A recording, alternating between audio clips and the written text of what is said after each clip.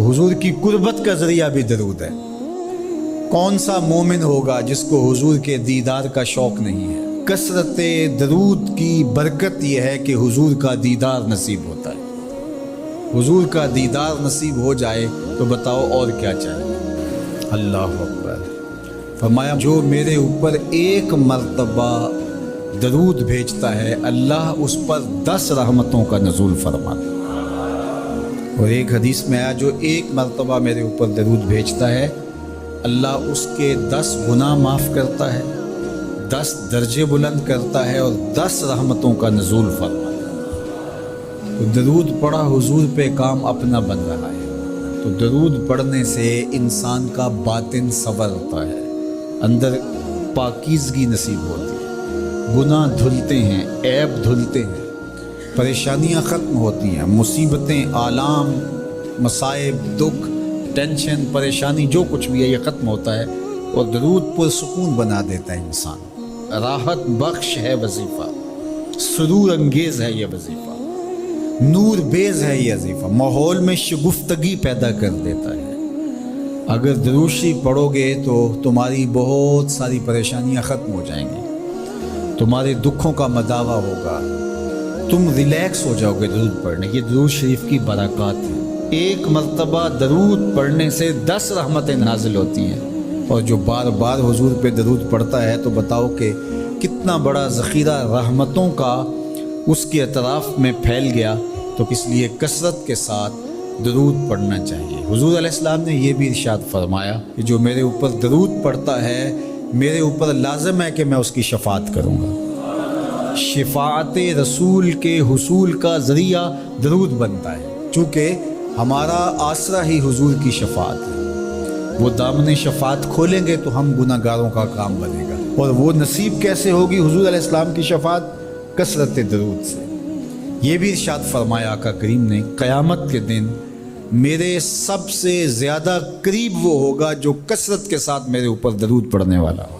अल्लाह का फ़रिश्तों की मजलिस में हुजूर की सना करना ये दरूद है। हुजूर की मदा फरमाना, महबूब की शानों को बयान फरमाना।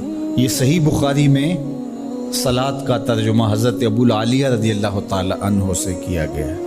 तो फिर दरूद का मफ़हूम बहुत वसी है। हुजूर की मदह व तौसीफ़, हुजूर के हुस्न का बयान, हुजूर के ख़साइल का उन्वान, आका करीम के शमाइल का तज़करा, हुजूर अलैहिस्सलाम के फ़ज़ाइल की बातें, हुजूर की अज़मतों का उन्वान, ये सब कुछ दरूद के ज़ुमरे में आता है।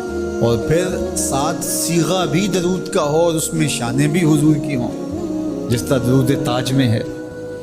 तो उसमें हुजूर पर दरूद भी भेजा गया और साथ हुजूर की अज़मतों को भी बयान किया गया। तो ये एक खूबसूरत गुलदस्ता बन गया।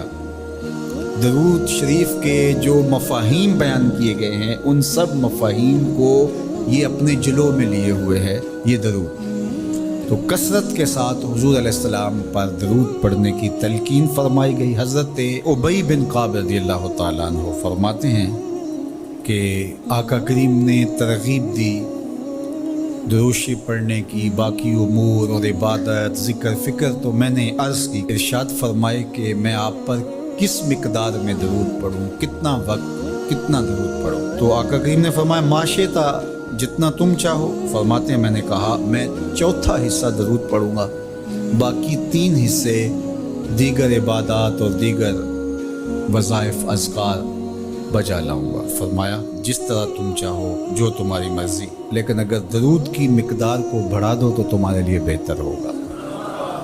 तो मैंने कहा अन्निस्फ़ा, मैं आधा वक्त दरूद पढ़ा करूँगा और बाकी चीज़ें बाकी आधे वक्त में करूँगा।